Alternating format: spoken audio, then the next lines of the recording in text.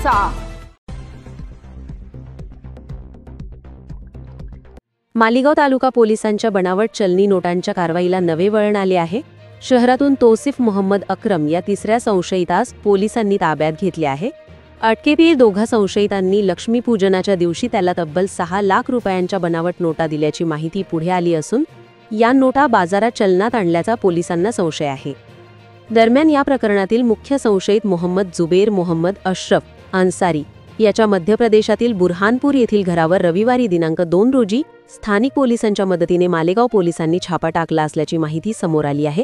छाप्यात पोलिसांच्या हाती नेमके काय लागले याची अधिकृत माहिती अद्याप मिळालेली नाही, मात्र मालेगाव पोलिसांनी या कारवाईची दुजोरा दिला असून पुढील तपास सुरू आहे। दरम्यान बनावट नोटांप्रकरणात ATS यंत्रणाही अलर्ट झाली असून या रॅकेटचा परराज्यांशी असलेला संभाव्य संबंध तपासला जात आहे।